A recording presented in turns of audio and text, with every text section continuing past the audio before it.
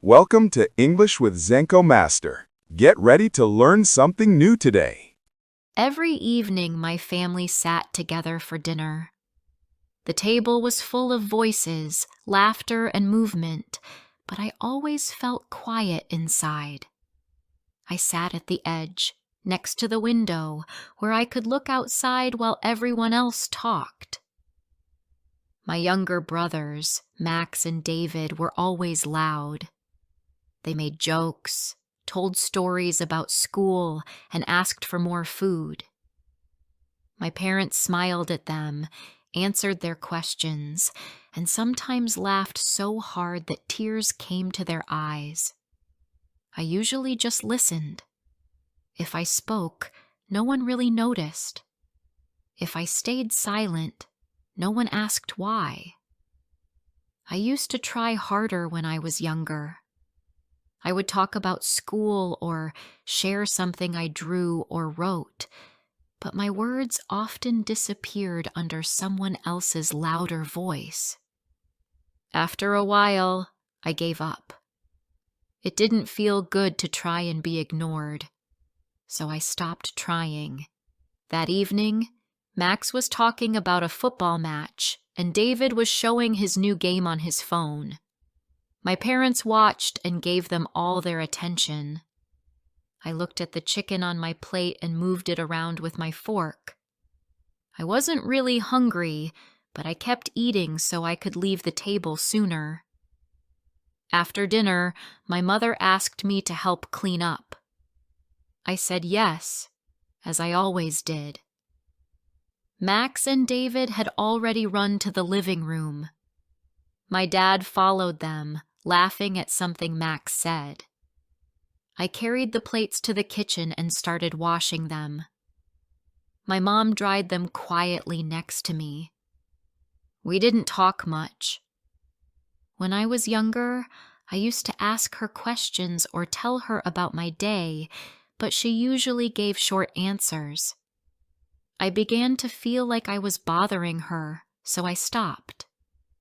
When I finished cleaning, I went up to my room. It was small, but clean. My bed was near the window, and there were some books and drawing pencils on my desk. I liked my room because it was the only place where I could be myself. It was quiet and calm. I sat on the bed and opened my notebook. I had started writing stories. It helped me understand how I felt. In my stories, the characters had people who saw them, who listened to them, who loved them for who they were. It was different from how I felt in real life. I didn't think my parents were bad people.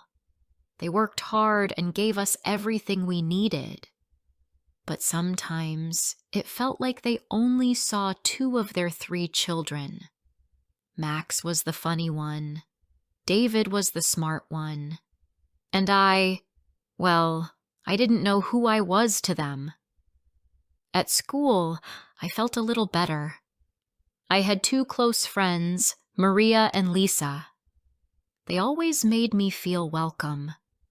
Sometimes I would go to their houses, and their parents would greet me with a warm smile. At Lisa's house, her dad always asked about my drawings. At Maria's, her mom offered me snacks and asked how school was going.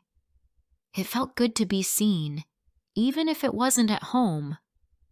One Friday, I came home from Maria's place. Her mom had made cookies, and we had watched a funny movie together. I had laughed more that evening than I had in weeks.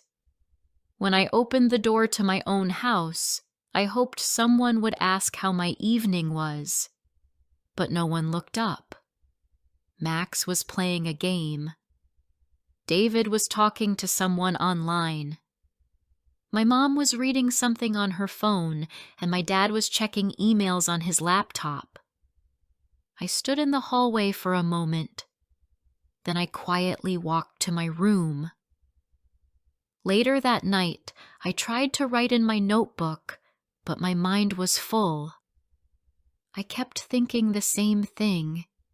Maybe I didn't belong here. Maybe if I wasn't around, nothing would change. That thought stayed with me for days. I didn't want to feel that way, but I didn't know how to stop it. One day, at school, my English teacher gave us an assignment. We had to write a short story. I wrote about a girl who lived in a house where no one listened to her. She drew pictures and wrote stories to feel better. One day, she found a place in the forest where everything was quiet and peaceful. She visited it every day, and there, she felt free. When I gave it to my teacher, she read it carefully. She didn't say much at first, but then she said, "There's a lot of feeling in this. You're a strong writer." Those words meant more to me than she could know. That was the first time someone said something like that about my writing. I went home that day with a small smile. I told my mom about the assignment. She said, "That's nice," but didn't ask anything more. I wanted her to ask what the story was about or how I felt writing it, but she was already busy cooking dinner. I went back to my room and wrote another story. That week, I started spending more time in the library after school. It was quiet and warm. I sat near the window and read or worked on my stories. One day, the librarian, Ms. Henry, came over and asked if I had ever thought about joining the school's writing club. I told her no one ever asked me before. She smiled and said, "Well, I'm asking now." I said yes. The writing club met once a week. It wasn't big, only 6 students, but everyone there loved stories. We shared our writing, gave each other ideas, and supported one another. For the first time in a long while, I felt like I belonged somewhere. I even read one of my stories aloud. My hands were shaking, but my voice stayed strong. When I finished, there was silence. Then someone clapped. Then another. "Ms. Henry said, "That was beautiful." I didn't know what to say. I had never felt that kind of attention before. At home, nothing had changed. Max and David were still loud and full of energy. My parents still focused most of their attention on them, but I had changed. I started to feel that maybe I didn't need to be seen by everyone in my family to matter. Maybe finding a place where I was valued was enough for now. Still, some nights were hard.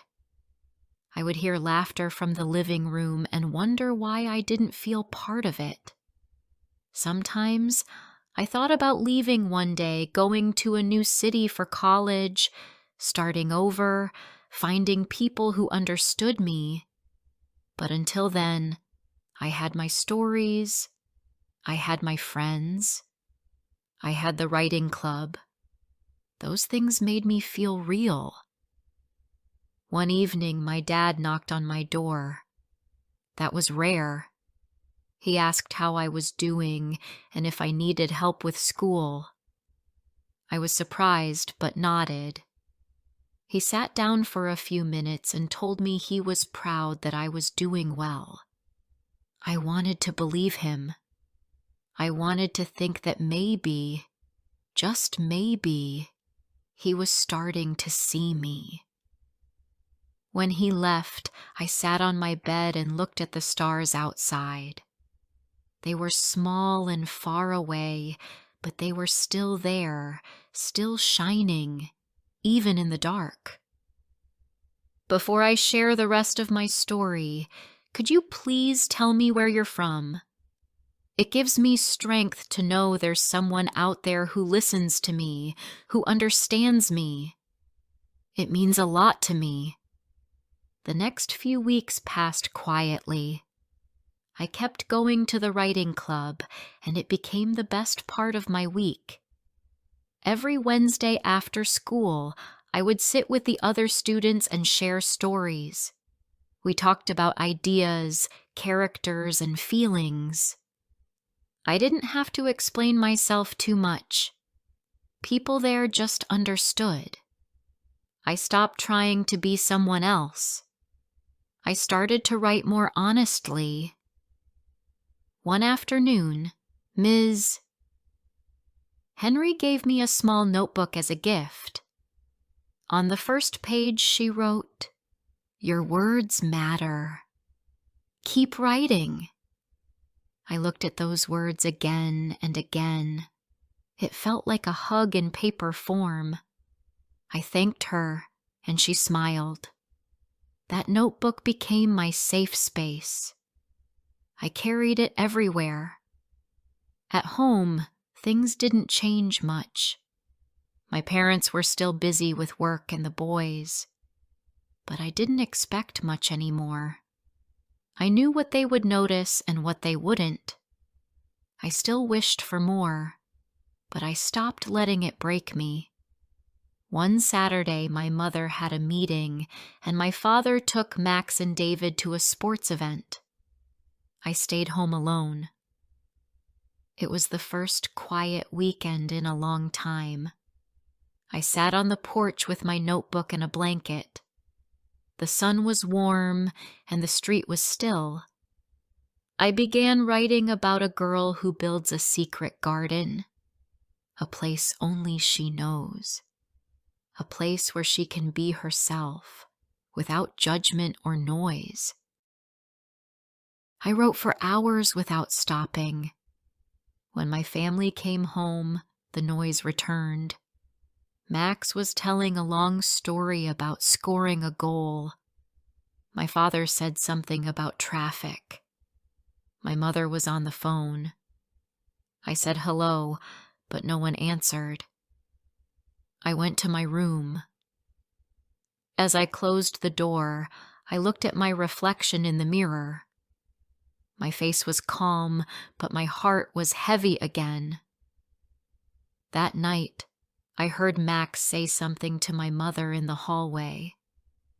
"Why does she always hide in her room?" he asked. My mother answered, "She's always been like that." Those words cut deep. It felt like they had given up on knowing me, as if I was a puzzle they didn't want to solve. I wasn't angry. I was tired. Tired of being the quiet one, the one they didn't understand. At school, I kept writing. My English teacher chose one of my stories to enter a regional contest. I didn't think I would win, but she believed in me. She said, "Your story has a voice. People need to hear it." I wasn't used to hearing that kind of praise, so I didn't know how to respond. I just said thank you, but inside, I felt something small begin to grow. It was hope. A few weeks later, something unexpected happened. My story won second place in the contest. I was shocked. They invited me to a small ceremony at the community center. I had to read a part of my story in front of other people. I was nervous, but Ms. Henry helped me practice. Lisa and Maria said they would come to support me. I told my parents about the ceremony. My dad said he would try to come if work wasn't too busy. My mom said, "That's great." But I didn't hear more after that. On the day of the event, I wore my best shirt and brushed my hair carefully. I brought my notebook and stood quietly at the edge of the room. Lisa and Maria arrived and gave me hugs. Ms.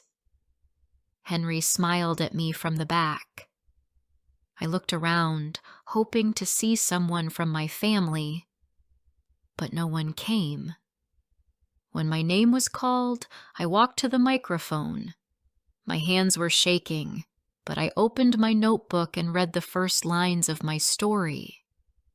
I used to think being invisible was the worst thing, but then I learned that invisibility can also be a kind of freedom. You get to see things no one else sees. You get to build your own world, even if no one joins you in it.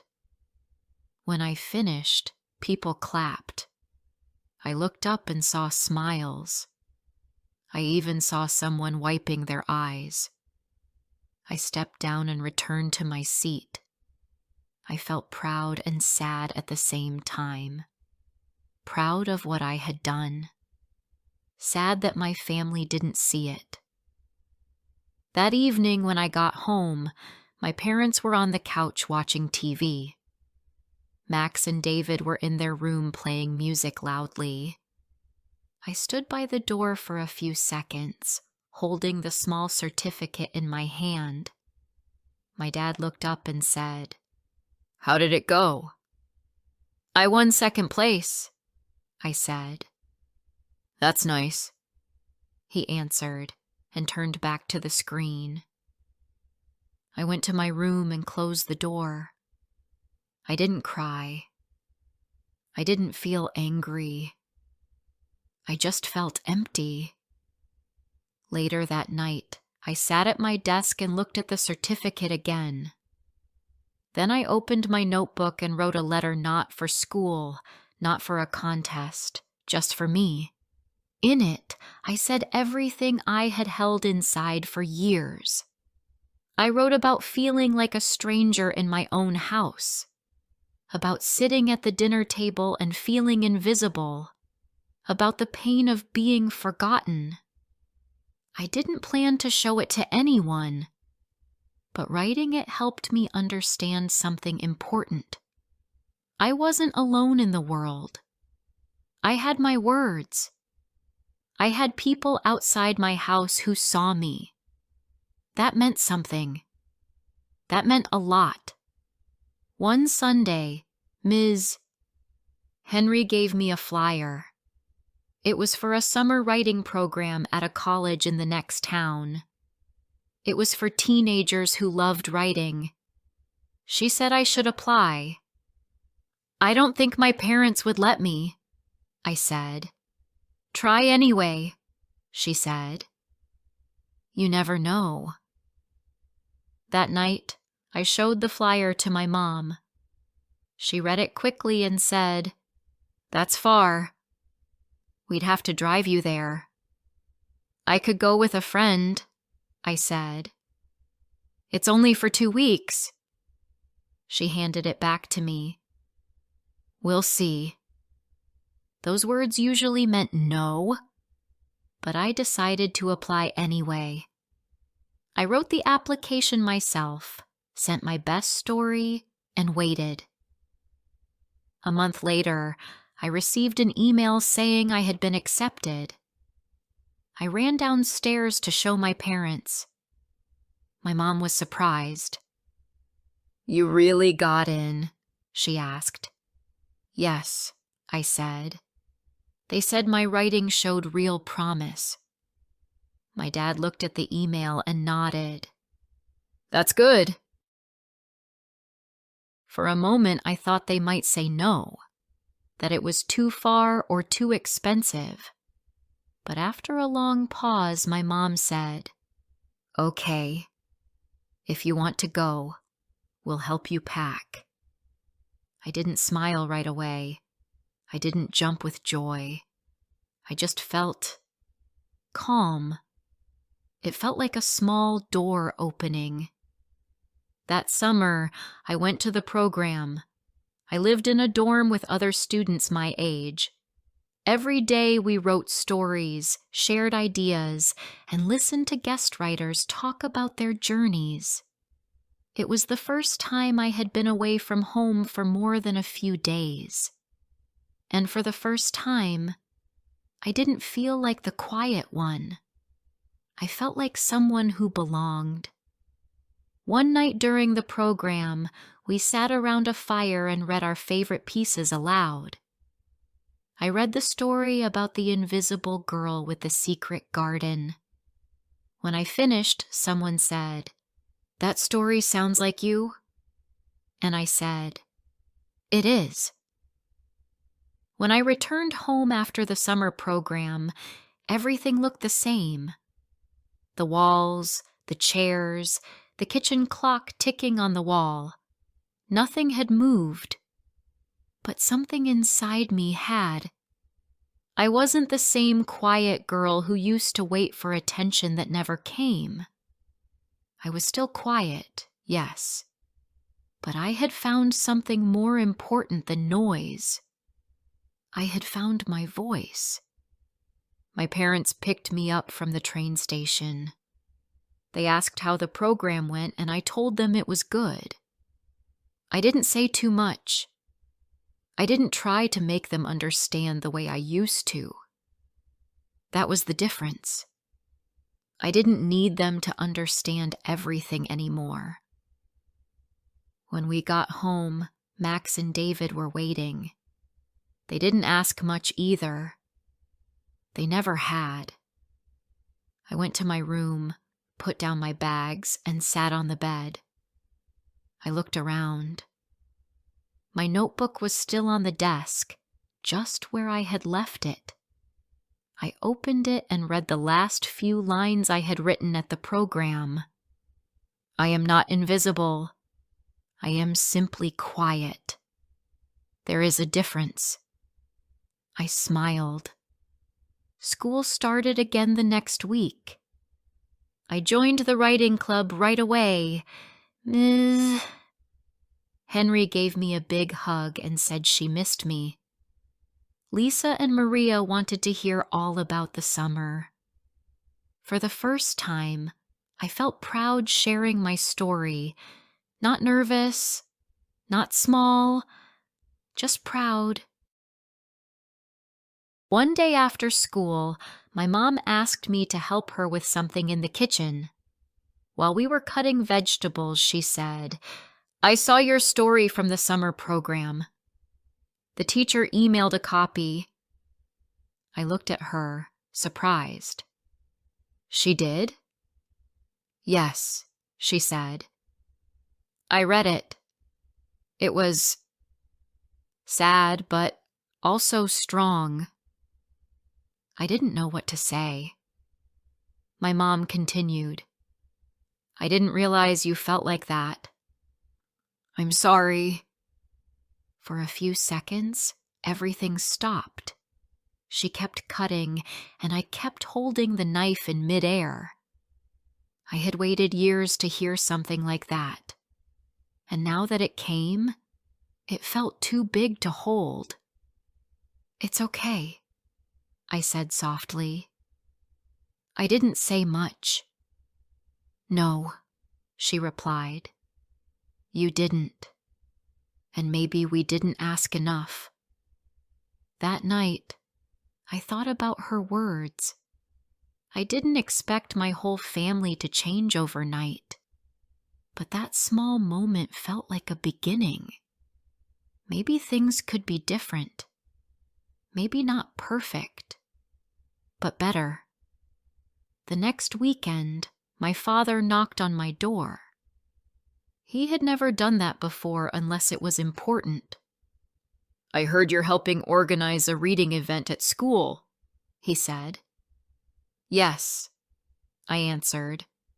"It's for the writing club. We're reading stories to younger students." "That's nice," he said. "Do you want us to come?" I looked at him, not because of the question, but because of how he said it. It wasn't just words. He actually wanted to come. "You can," I said. "If you want." He nodded.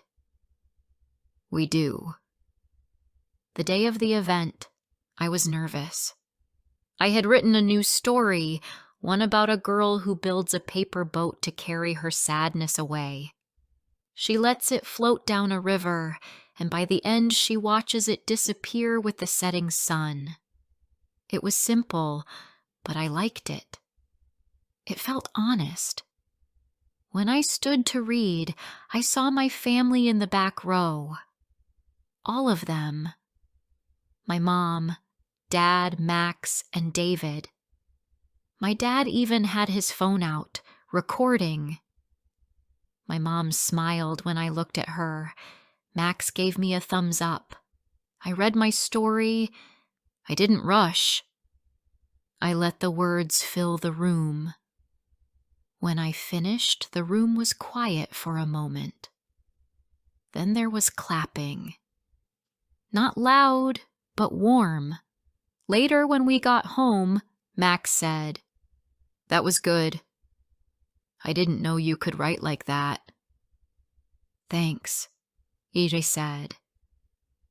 "I've been doing it for a while." "Yeah, I guess I just never noticed," he said. That was true. But now he had. Over the next few months, things kept changing in small ways. My mom started asking about school more often. My dad would stop by my room and say goodnight. David once asked to read one of my stories. I didn't expect big praise, and I didn't need it. What I needed was what I was slowly getting: attention, presence, connection. I still had quiet days. Days when I felt distant. Days when I remembered the years of feeling forgotten. But I also had new days, better ones. In the spring, Ms. Henry told me about a scholarship for a writing camp next summer. It was in another state, and I would need to travel alone. I wasn't sure my parents would agree, but when I showed them the information, my dad read every page. My mom asked how she could help with the application. I filled it out that weekend and sent my best work again. A few weeks later, I received the letter. I got the scholarship. That night we had dinner together, and for the first time in a long time, I didn't feel like a stranger at the table.